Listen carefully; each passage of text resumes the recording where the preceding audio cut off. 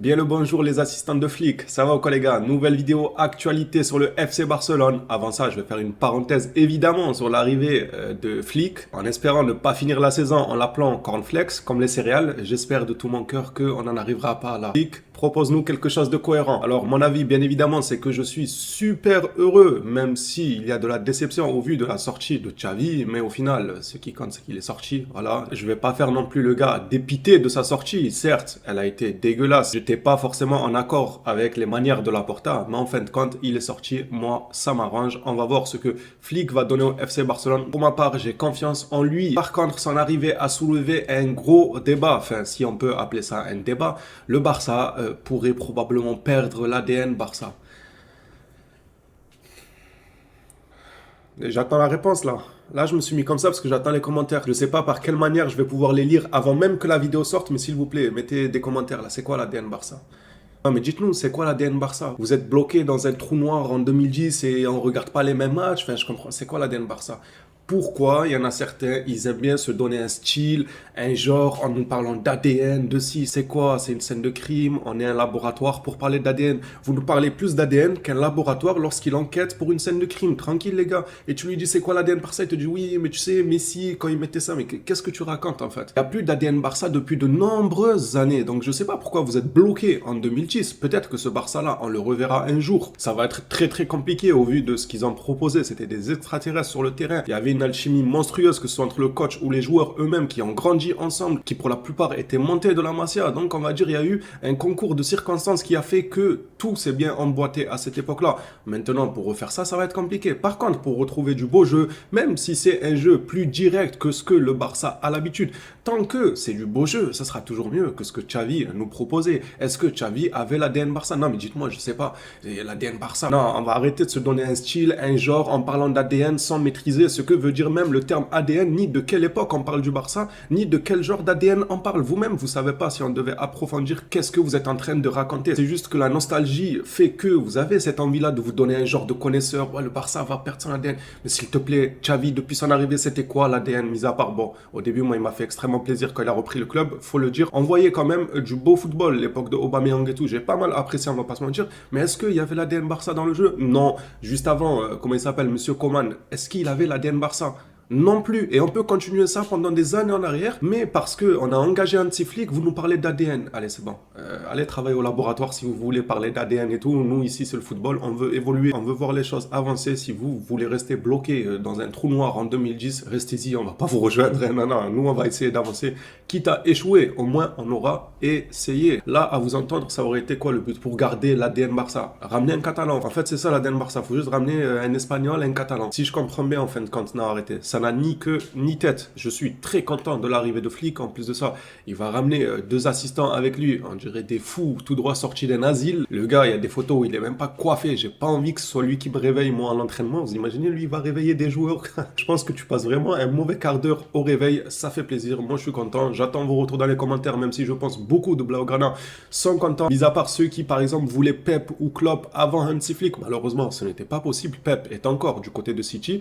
Comment il s'appelle? Klopp, lui, il a pris une année sabbatique pour se reposer. Je comprends que vous avez des préférences envers ces deux coachs-là, mais est-ce qu'en étant une grande institution, enfin même si ces derniers temps ça n'a pas l'air, mais on reste quand même une grande institution, est-ce que vous prenez le risque de garder Xavi ou de faire monter Marquez juste en espérant avoir Pep Guardiola ou Klopp la saison d'après? Mais qui va te garantir qu'ils vont venir? En fait, tu es un grand club, mais tu espères. Oui, on va essayer de se dépanner un peu en espérant que l'autre accepte. Non, non, non, ça marche pas comme ça. Tu ramènes un grand coach. Et par la suite, si l'autre accepte, tu remplaces ce grand coach. Parce que je rappelle qu'il a signé que 1 an plus 1 an en option. Et ça, c'est excellent de la part de Laporta. Autant ces derniers temps, on est nombreux à l'avoir un peu taillé sur les bords, vu son comportement avec Xavi, ses prises de décision incompréhensibles. Mais autant là, le contrat de Hansi Flick, pour moi, c'est une masterclass de faire signer un coach de l'envergure de Hansi Flick avec un contrat de 1 an plus 1. Mais ça te laisse tous les choix possibles pour l'avenir. C'est soit le gars, il performe, tu peux le prolonger. Soit Pep, il te dit reviens, tu peux le changer parce que son contrat long engagé qu'à 1 an plus 1 en option, pour moi, c'est une masterclass. Là, on peut que remercier Laporta sur ce coup-là. J'ai énormément hâte. On parle déjà de quelques pistes, rumeurs transferts que Hansi Flick veut ramener avec lui. Les Blaugrana, on va rentrer dans le vif du sujet de cette vidéo actualité. Comme d'habitude, le format habituel où je vous affiche des communiqués et que je rajoute des commentaires par-dessus. N'oubliez pas, c'est bientôt l'Euro. Si vous voulez vous procurer des maillots de l'équipe nationale de votre choix, tout simplement, n'hésitez pas à aller dans les commentaires. Il y a une boutique de sites de maillots à prix imbattable. Donc faites-vous plaisir pour l'Euro. Vous avez moins 5% avec le code KAVA. Et franchement, les maillots sont de bonne qualité et pas chers. Rentrons dans le vif du sujet et j'aimerais commencer avec vous par un communiqué qui concerne Xavi, histoire, on va dire, de faire un dernier adieu. D'ailleurs, tous les joueurs du Barça lui ont fait un adieu, ça fait plaisir en vrai. Il le mérite quand même. On va quand même retenir le bon côté, même si il a fini par me dégoûter. Sa manière de jouer et surtout son comportement qui a gâché aussi le personnage. On va quand même lui accorder le mérite de nous avoir rapporté une Liga, tout le tralala. Surtout, moi, je retiens l'époque quand il arrivait avec Aubameyang, il m'a fait extrêmement plaisir. On va essayer de retenir ça quand même. Et pour clôturer le dossier Xavi, on va finir par sa sortie. FF Polo nous dit que l'argument principal donné par le club à Xavi pour le licencier était qu'ils estimaient qu'il ne faisait pas confiance à l'équipe actuelle. C'est vrai, même si Xavi dit que c'est faux, pour moi c'est vrai. Au vu de ses dires en conférence de presse, à l'écouter, on lui a dit d'aller jouer avec des champions avec des bâtons et des cailloux. Oh, t'arrêtes un peu, t'as des joueurs de classe mondiale qui pourraient être titulaires à l'heure où je vous parle dans les plus grands clubs européens, dans le top 5 européen. Donc à chaque fois qu'il vient en conférence de presse, la situation est compliquée, on va essayer de se battre avec nos armes. C'est quoi tes armes? Frérot, tes armes c'est Cancelo, c'est Lewandowski. Autant Cancelo il nous a lâché dans les plus grandes rencontres, autant il a énormément apporté. Il a un talent monstrueux. Tu as des Pedri, tu avais des Gavi, bon c'est vrai qu'il s'est blessé. Tu as des Araujo, des Koundé, Ter Stegen. Lui, vous savez, je m'entends pas très bien avec lui. J'espère que là, apparemment, on va changer d'entraîneur de gardien. J'espère qu'il va montrer un autre visage et surtout être régulier et ne pas avoir peur des ballons quand ils viennent sur lui. Parfois, j'ai l'impression qu'il croit que c'est des balles de revolver. Il croit qu'on lui a tiré dessus avec une balle de fusil à pompe. Faut que tu arrêtes les ballons. Je l'aurai à l'œil pour la saison qui arrive. Bref, je disais que c'est vrai que Xavi, moi, à de nombreuses reprises en conférence de presse, j'avais l'impression qu'il faisait pas confiance à l'équipe. On dirait pour lui, je sais pas, tu veux quoi en fait? C'est que des joueurs de classe mondiale. Alors certes, tu peux me dire oui, mais regarde là-bas, il y a Mbappé, il y a tel, il y a tel. D'accord, mais là-bas, ils n'ont pas notre situation. Nous, avec notre situation, je trouve qu'on a une équipe très compétitive. C'est le terme, c'est ce que moi je pense. Je pense que le Barça, au vu de sa situation critique financièrement, on s'en sort pas mal en termes d'effectifs. Moi, c'est ce que je pense, même s'il y en a qui vont me dire non, mais tu sais, il manquait Zubimendi. Oui, bon, allez, d'accord. Xavi a répondu qu'il faisait confiance à l'équipe, mais qu'il pensait que certains changements devaient être apportés pour améliorer les performances globales de l'équipe. Ça peut être cohérent. Xavi voulait son petit 6. Le club a estimé que Xavi en demandait trop. C'est vrai que Xavi voulait son petit 6, on ne peut pas lui enlever que avoir un 6 de profession, c'est toujours mieux dans l'équipe. Après, il avait quand même les outils pour mieux faire que ça. C'est pas parce que tu n'as pas un 6 que tu fais une saison blanche. Je suis désolé, ça ne marche pas comme ça. C'est un argument totalement erroné qui n'a aucun sens. Ouais, j'ai pas de 6, donc saison blanche, donc on joue mal. C'est ça le pire. Ça veut dire si t'as pas de 6, tu joues mal, tu proposes un mauvais football. Faut arrêter un peu. Clôturant l'ère de Xavi, merci pour tout, on va dire, et bonne chance pour ton futur club. Parlons maintenant de Hansi Flick, le nouvel homme sur le banc du FC Barcelone, selon Juan Marchi. Flick pourrait être présenté dès mardi prochain. Il y a 2 jours de ça, Lewandowski avait déclaré qu'il ne se sentait tout simplement pas vieux et qu'au contraire, il était en forme, au top de sa forme, comme il y a 4-5 saisons. Bon, comme il y a 4-5 saisons, je pense qu'il enjolive un peu la chose. C'est comme ça, on prend tous de l'âge. Mais c'est vrai qu'il n'est pas non plus à la ramasse. Au vu de sa fin de saison, moi, j'ai encore confiance en Lewandowski pour cette saison à venir, surtout sous Flick, quelqu'un qu'il connaît très bien. Rappelons que Flick connaît aussi Ter Stegen, le gardien là qui parfois a peur du ballon. Il connaît Gundogan aussi. Franchement, il vient déjà avec quelques bases. Pour moi, il ne vient pas les mains dans les poches, loin de là. Et le coach compte sur Lewandowski pour la saison prochaine, ça ne m'étonne absolument pas. Par contre, ça commence à bouger avec l'arrivée de Flick. Ferran Torres, apparemment, va déjà faire ses valises. Je pense que Ferran Torres, je ne sais pas si je l'ai la photo, si je peux vous la montrer maintenant, voilà.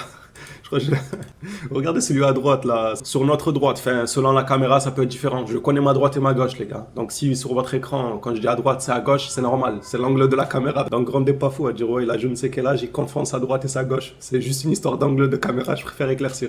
Regardez la tête de fou qu'il a l'autre à droite, c'est sûr Ferran Torres, il a vu ça dans la presse, il a dit là il n'y aura pas de passe droit catalan avec Xavi, je ne sais quoi, espagnol, non, là il faut vite fuir, et il est déjà annoncé apparemment sur le départ, en tout cas il a été mis sur la liste des transferts transfert car le nouveau coach ne compte pas sur lui et le club pourrait écouter les offres supérieures à 30 millions. Ça, c'est une bonne nouvelle. Le gars, il n'est même pas encore présenté au Barça. Il a juste signé officiellement. Il a juste montré la tête de ses deux assistants qu'on a déjà des nouvelles qui font plaisir comme ça. Si on arrive à dégager 30 ou 40 millions avec Ferrantes, franchement, c'est possible. Même si là, il n'a pas montré grand-chose la saison passée, mais c'est possible. Un club en Angleterre, je sais pas, Aston Villa, venez. Au lieu de vouloir Araujo, 35-40 millions, vous avez Ferran Torres. Moi, je pense qu'il peut se relancer. Franchement, je ne trouve pas que c'est un joueur nul. Je vais pas mentir. Certes, il n'allait pas au Barça. Certes, il ne m'a pas fait plaisir. Certes, je l'ai clashé plus d'une fois. Mais je trouve que c'est un joueur qui a quand même un minimum de ballon. Donc, je pense qu'il peut faire les beaux jours d'un autre club. Donc, s'il te plaît, va faire les beaux jours ailleurs. Nous, on ne les veut pas les beaux jours. Non, merci. Merci de proposer de faire les beaux jours à Barcelone, mais ça ira, on va s'en passer.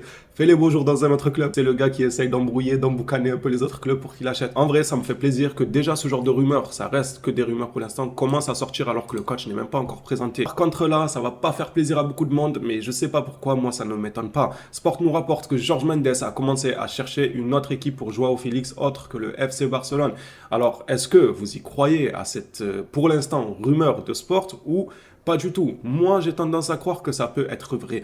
Hansi Flick, autant il vient avec plein de bonnes idées, certainement, j'en doute pas, autant il a un jeu basé sur le pressing, il a un jeu basé sur tu cours pas, tu joues pas. Est-ce que Joao Félix est connu pour courir? En fait, c'est pas que j'en doute, c'est que ça dépend. Joao Félix, un match, il peut courir, il peut se donner à fond, et l'autre match, il peut être nonchalant, il peut se laisser aller. Ça, je pense que Hansi Flick l'a remarqué, la nonchalance de Joao Félix dans certains matchs, il a dû la remarquer. C'est peut-être pour ça qu'il a annoncé directement les joueurs sur qui il ne comptait pas. Du coup, dans Ferran Torres, peut-être Joao Félix, vu que la manière de jouer de Hansi Flick, elle est beaucoup basée aussi sur du pressing contre pressing, l'ère du football moderne tout simplement. Je pense que Joao Félix a des chances de partir, même si je le souhaite pas. J'espère vraiment que Flick va lui faire confiance, il va lui laisser sa chance, surtout qu'il n'a pas une profondeur de banc monstrueuse. Donc pour moi, Flick a tout à gagner à laisser Joao Félix dans le club, quitte à ce qu'il soit sur le banc comme avec Xavi, mais pour faire une profondeur de banc de qualité. Quand tu fais rentrer le gars à la 70e minute, tu sais qu'il va apporter du sang frais, de la technique, de la finition. Tu sais qu'il va t'apporter tout ça, il va déranger la défense adverse. Donc que Félix peut ne pas plaire à Flick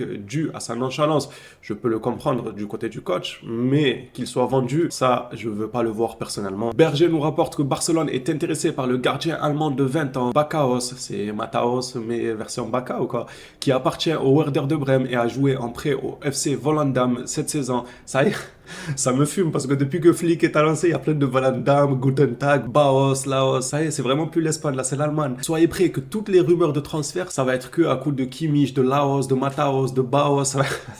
Ça va être que ça. Le coach voudra certainement ramener des joueurs qu'il connaît. Vous savez, s'il ramène Kimmich, je pense que tout le monde est d'accord. Après, attention, Kimmich, il lui reste une année de contrat.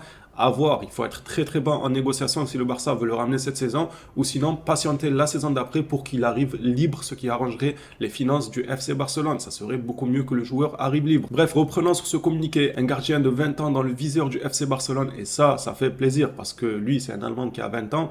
L'autre, l'Allemand là, qui ça fait 20 ans, il est au club. Il faudrait quand même de la concurrence un peu qui le bouscule, de la concurrence assez solide parce que Iñaki peigne de cheveux là, ça va 2 minutes, il fait aucune concurrence à Ter Stegen ces derniers temps. Il lui faut quelqu'un qui lui fasse de la concurrence pour le stimuler un peu plus. J'ai l'impression que parfois il dort. Il a été nommé meilleur gardien d'Eredivisie malgré la relégation de son club. Vous imaginez, votre club il est relégué, mais vous êtes nommé meilleur joueur à votre poste du championnat. C'est fort quand même. Je ne sais combien de buts son club a dû prendre pour être relégué. Ils ont dû prendre un sacré sac de buts, ça c'est sûr et certain, mais t'es quand même nommé meilleur gardien du championnat, c'est qu'il a dû faire des parades de fou furieux. Il faut que j'aille m'informer dessus, je vous ferai peut-être une vidéo sur ce gardien si les rumeurs s'intensifient, parce que pour l'instant, je ne sais pas grand-chose sur lui, la rumeur vient tout juste de sortir. Passons à la suite avec l'information, quelle est belle cette image de Flick qui pourrait compter sur une arrivée de Kimmich et qui pourrait aider grandement la direction à ramener Kimmich au FC Barcelone, sachant que depuis la saison dernière, il y avait déjà cette rumeur de Kimmich au Barça. Maintenant avec Flick,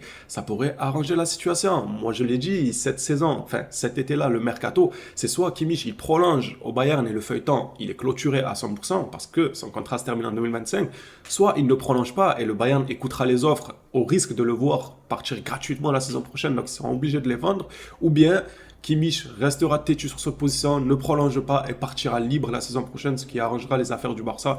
même si pour ma part, je préfère quand même le voir dès cette saison-là. Bien évidemment, à un prix raisonnable parce que le joueur a un contrat qui se termine très très bientôt. Matt Moreto nous rapporte que Flick veut que Kimmich rejoigne la Catalogne. Et pour terminer cette vidéo, moitié actualité, moitié où je donne mon avis sur l'ADN du Barça, mais celle-là, elle est incroyable. L'ADN, tiens donc, l'ADN du Barça. S'il vous plaît, faites des études de scientifiques et allez parler d'ADN avec vos collègues de boulot, là. Laissez-nous parler football. Petit Goal nous rapporte que Tony Kroos et Marcus Rashford deviendront les entraîneurs adjoints de Flick. Évidemment que ça ne va pas être deux joueurs de foot qui accompagneront Flick, mais plutôt Tony Tapalovic, il est compliqué son nom, j'espère qu'il va être compliqué dans les vestiaires aussi, il va être dur avec les joueurs. Et Marcus Sorg, c'est quoi ces noms? J'espère vraiment qu'on va pas devoir leur trouver des surnoms parce que je pense là, il y a de quoi faire le monsieur Tapalovic là. S'il vous plaît, gérez-vous, formez une bonne équipe dans les vestiaires, de la cohésion de groupe et une bonne manière de jouer, c'est tout ce qu'on veut. Parce que au-delà des résultats de ces derniers temps avec Xavi, au-delà de ça, très franchement, moi, j'aime les résultats. Mais quand il n'y a pas de résultats, j'aime prendre plaisir devant le match.